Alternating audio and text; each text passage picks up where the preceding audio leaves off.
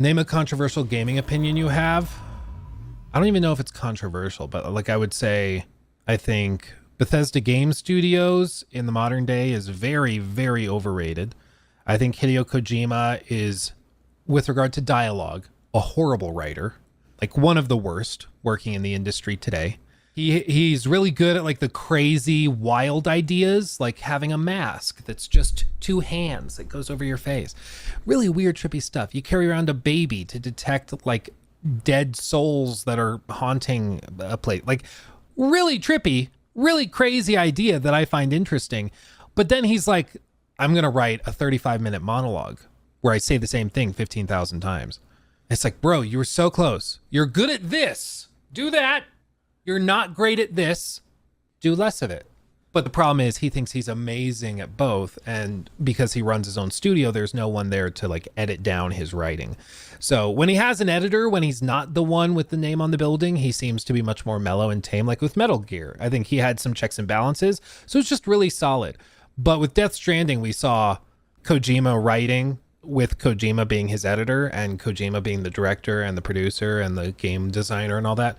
And it's very self-indulgent writing, which is kind of frustrating because you'll just hit a point and then it's like a 20-minute series of dialogue saying stuff you already knew. And it's like, guys, can we not? I've used the example before, but I had a teacher in college in a playwriting class, and it was just general writing for stories, but they mainly focused on plays.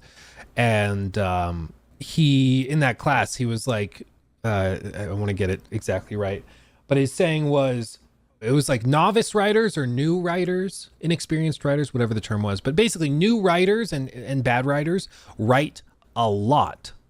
Expert writers write enough.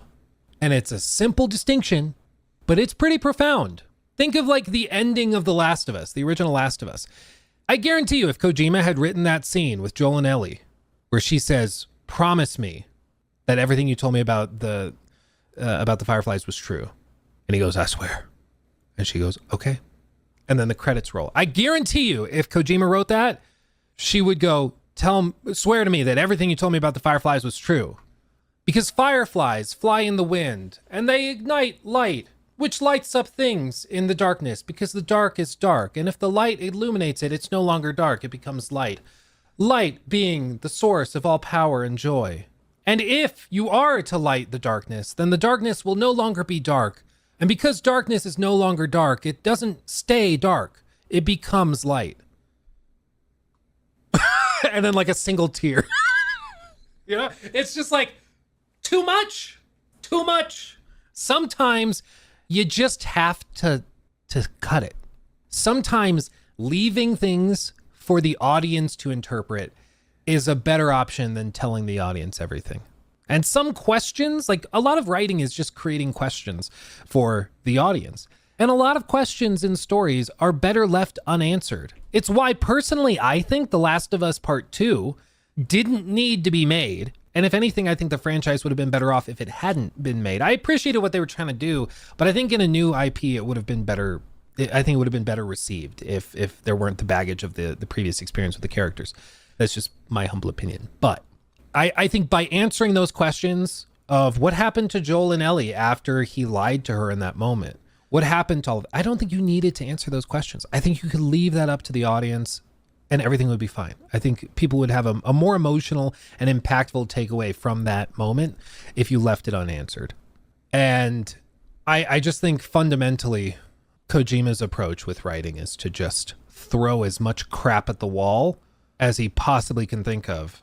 And because there's some really weird stuff mixed in, therefore it's profound. And I'm like, honestly, if Death Stranding were half the length in terms of cinematics and stuff, I think the game would have been much more eerie, much more interesting if he didn't try to explain all of this weird stuff. And if he didn't have 15-minute monologues from Guillermo del Toro, you know, I think it would have been better off. But John, I agree with your opinion about Kojima. Just look at his work before and after his work with Konami. With his own studio, he didn't deliver. I mean, I think it's just he's an idea guy. He throws out a ton of ideas. And in that way, he is very prolific. But I think he's one of those people that needs somebody to reel him back in. It's like, you know, he'll go and go crazy, but crazy far. and you have to reel him back in to a solid spot. And I think just when he's at the top of the food chain in his own company, there is no one to reel him back in. And then he's surrounded by yes men who are like, yes, that's brilliant. That's brilliant. Like, I think the Death Stranding 2 trailer with a guitar looks like an acid trip. Like, literally Troy Baker playing a guitar, shooting out electricity. Like, I don't even know what the hell is happening in that trailer. And I don't think Kojima does either. But that's part of what his vibe is that his games are just an acid trip. So if you disconnect and you just play it for the craziness, you can have a good time. What drives me crazy though, is when people try to act as though it's some sort of really profound or brilliant writing. I'm like, no, it just really seems like he liked the look of Troy Baker wearing all black leather and wanted to see him play guitar, use that as his weapon because he thought that was badass. So I really think that's the extent of it. I'd be like, no, it's because the guitar is a symbol of the music that lives in our hearts.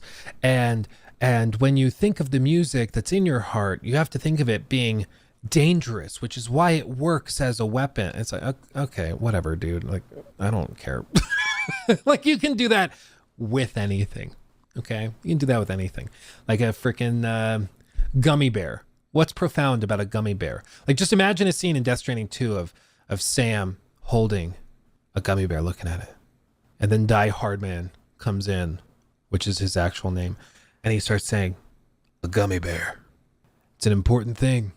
Bears are both loving, which is why they're in so many children's stories. They're also dangerous. Gummy bear is an exact encapsulation of that. Not only can you choke on the gummy bear, but it's also sweet. Makes you feel good. But if in the hands of a child, they could end up dead on the floor. It's processed with all sorts of artificial sweeteners, food colorings. You know, it's just like, what are we even talking about, dude? It's just a freaking gummy bear. But that's why you can do anything, you know, and pretend as though anything is profound, which is why I check out when people do that. Yeah, what did I just click into? I'm sorry. It's not so big, not so small. It's just right. Yeah, exactly.